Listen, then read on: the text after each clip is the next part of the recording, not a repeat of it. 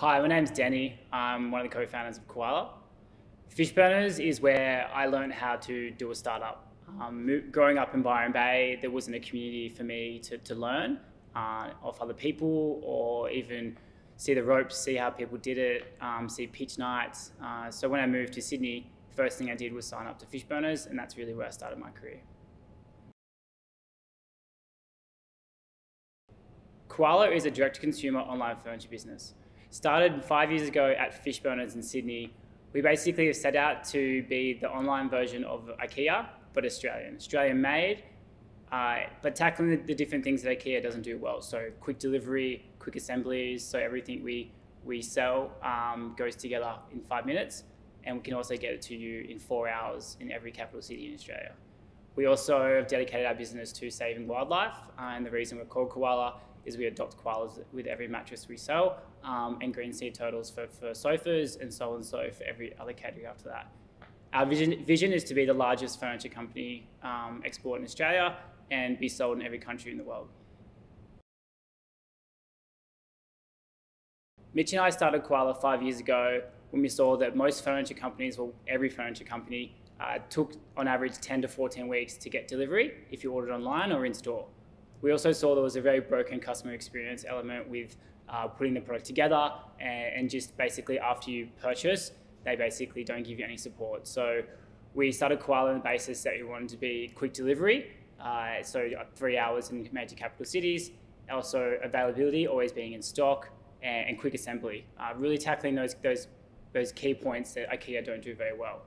We also really wanted to fix what was happening with koalas around the country, and the decline in koala numbers around Australia. So that's why we set out to call our brand Koala and adopt one for every mattress and product we sold. Our biggest challenge coming up is adapting that model of quick delivery and quick assembly, so no tools, to every product in the house. So it's quite easy with a mattress that can come out of a box. It's quite easy for a table that you can screw the legs on. But when you get into chest of drawers, cots, cupboards, things like that, we've got an amazing product team of 15 people in Alexandria who are working on it, but it is our biggest challenge, is how do we adapt that single mindset we had of doing everything in 5 minutes quickly to 100 pieces of furniture in the home. So I think we're very confident we can do that, but that is our biggest challenge, applying that mindset over and over again. The reason we build our business around a social cause and a social impact around koalas, and also sustainability with our products. So all our wood is FSC certified. We use Tencel instead of cotton because the effects that cotton have on the environment. The reason we did that in our business model is both myself and my business partner grew up in Byron Bay. We both had a very childhood away from the city. My business partner studied sustainability at uni, and when we worked out that when we could scale a business but also do well at the same time and do good, that's when we really thought that it gave us not only something to fight for, something to drive for, but also knowing that you're doing good. And not only just adopting koalas and building ecosystems around that. We have our own koala sanctuary up in Byron Bay, and we're the #1 donor to WWF in Australia, and we have been for the last 3 years. And for us, that's why we get out of bed, and that's why our staff work for us. And we think every business has that chance to carve off some of the profit and to carve off some of their social impact, or area for their social impact, because it's not a hard thing to do, and the benefits are far greater than just bottom line revenue, bottom line profits here. I wouldn't say having a socially impacting business model and doing good actually does affect the bottom line as people might think. It's not like another way not a marketing tactic, it's not a way to get additional revenue. What it does is it allows us to connect with our customers and talk about our purpose and talk about what we stand for and who we are. It also allows our staff to get around it. And when you actually start manufacturing products like wood and timber at scale, and when people are buying your sofa, if it's something that's made from non-ethically sourced wood, that's when you start making change. And when you basically are changing the way people buy materials and buy Tencel, that's when you start influencing other brands and other furniture brands. That's when we think that's when it makes impact. We love doing surprise and delight elements for our customers. So when they find out their sheets are made from Tencel instead of cotton, when the wood's all ethically sourced, and also when they adopt a koala every time they buy a mattress. They're the little surprise and delight elements we'd love to give our customer. But what we really like to do is really change the industry. So we have industry meetings, meeting with different suppliers and working out how we can all work together and buy more of the ethically sourced wood, or work together and buy forests and things like that to try and make sure that as a whole, the industry is moving forward, not just us. What I'd tell someone who is starting out right now or starting out in Fishburners is jump in there. Don't wait, don't overanalyze. I've done 9 different startups before Koala. I did 4 or 5 of them at Fishburners. And it wasn't until just trying and learning and testing, and you don't know what you don't know. So my first advice is really kind of just jump in there and just trial by error. You literally have to fail 3 or 4 times before you actually get a successful startup.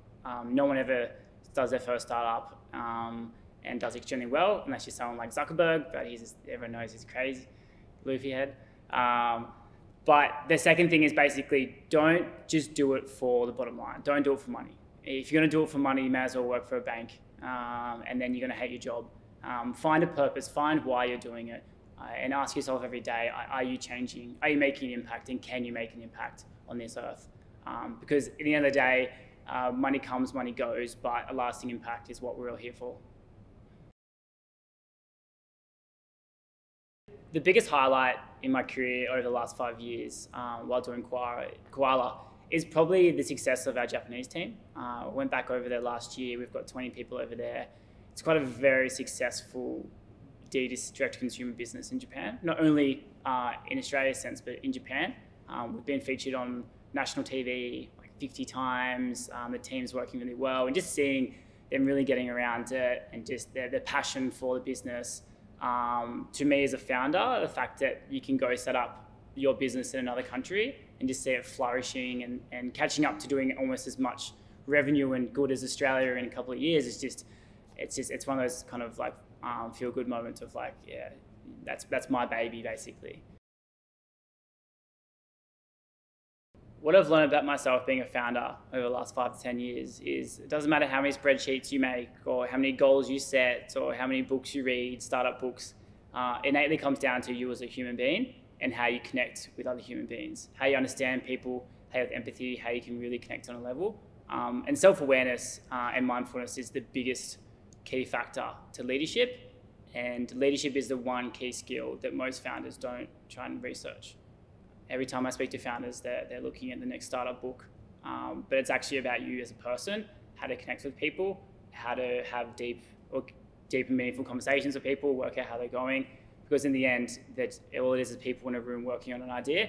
If you can't connect and work out how they're going, have the tough conversations, you're never going to get anywhere. So that's probably the biggest learning I've had. Fishburners is like any other community I've ever been in. The fact you can go and walk up to people and talk about their business, even though you might be doing different businesses and different industries, you can still talk to them about daily stuff around marketing, around issues around being a director, around just scaling your business.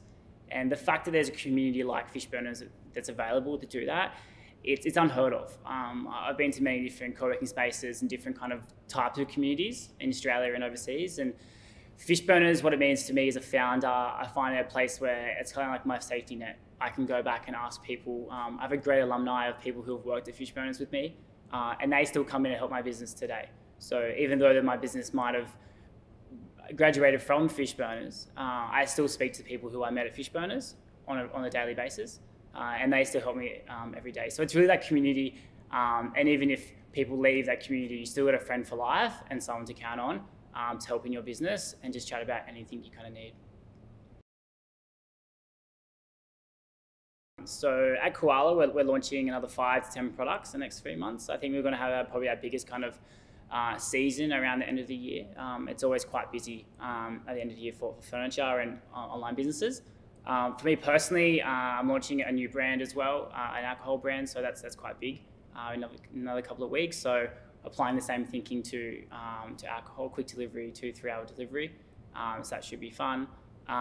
But yeah, just kind of Slowing down a bit this Christmas break. I think it's probably my first Christmas break that I'm not going to work through. Going to slow it down, spend time with family, and really try and control myself from being glued to a laptop. Yeah, my final words for anyone looking to join a community like Fishburners. There's no other community like Fishburners. Fishburners is quite unique. I think it's a place where, like I said earlier, it's a place where I learned how to basically grow a startup, how to be a founder, and how to really have those tough conversations, how to network.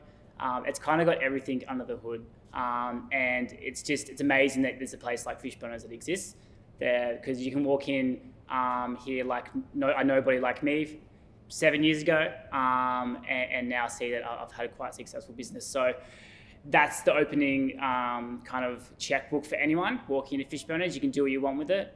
So yeah, it's kind of up to you. But yeah, it's a great place to learn. It's a great place to be around.